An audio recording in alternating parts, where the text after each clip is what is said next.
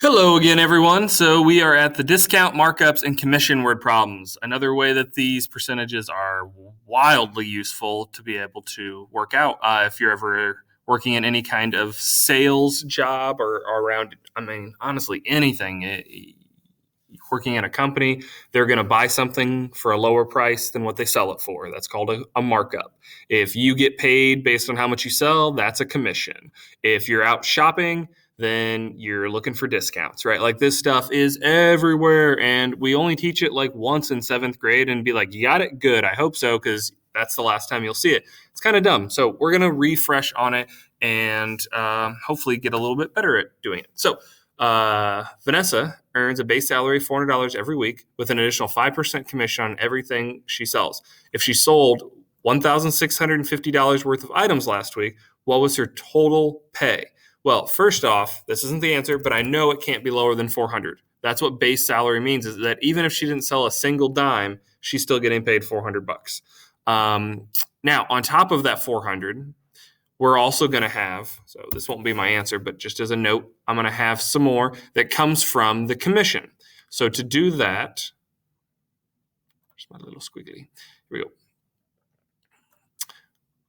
5% is 0.05, not 0.5. 0.5 would be 50%, meaning she gets half of everything she sells. Your company is going to go out of business if you're paying your salespeople half of the sales, but you're going to take 5% and multiply that by the amount she sold. 650. So 0.05 times 1,650. 0.05 times 1,650 is $82.50. So on top of $82.50, before I forget. On top of her 400, she's also going to get another $82.50. So I can condense that down then to just be $482.50. Woohoo! A cake store is having a 25% off sale of all of its cakes. If you want a cake, if the cake you want regularly costs $9, how much would you save with the discount? Okay, so a couple things here. We are not looking for the new price of the cake. We are just looking at how much we save.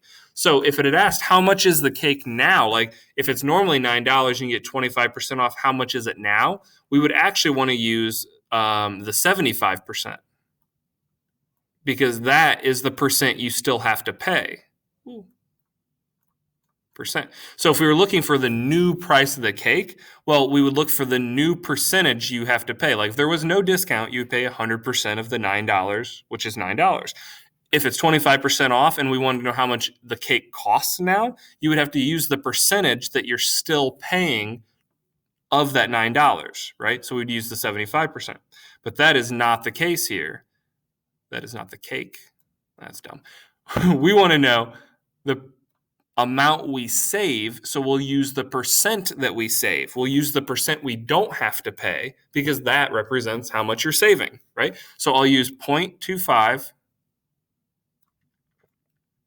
and multiply that by the original price, 9. And that will tell me what 25% of $9 is, and that's the amount that we saved. So 0.25 times 9 is 2.25. Save $2.25 with a 25% discount, which honestly kind of makes sense because half would be $4.50, and half of that would be $2.25, which half of half is 25%. Woohoo! Brandon's Furniture Store buys a sofa at a wholesale price of $97. So wholesale is like where you get it from not a normal store. It's like the lowest base price. And then like stores raise that price so that they can make a profit on top of what they paid for the thing. So that's the idea of a markup. If the markup rate of Brandon's Furniture Store is 40%, woo, Brandon, get it under control, man. That's crazy. What is the markup for the sofa? Okay, so a couple things here. It is asking for the markup, which means how much does he raise the price, not what is the final price. It just wants to know how much is he raising the price by. The markup is the raise. And it's going to come 40% on top of 97 is all we have to do. So 0.4 or 0.40 if you like. Ooh, it's a bad 4. 0.4 or 0.40, doesn't matter. We're going to multiply. Oh my gosh. We're going to multiply that by the 97. And that will tell us how much he's raising the price by. Now, a quick side note is if we wanted to know the new price of the sofa, like how much it would cost you to go to Brandon's store and buy it, well, we would have to put a 1 in front of that 0.4. That way it would include the original 97 plus the extra 40%.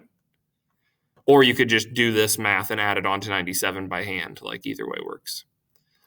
So 0.4 times 97 equals 38.8. So Brandon's making $38.80 profit off of the $97 couch that he bought. Bum, bum, bum, bum. All right, so read this last one, see if it's worth us going over. The sales tax is 5%. Customer will leave a 15% tip. The tip amount is calculated off the price of the meal before tax is applied. Sales tax not counted.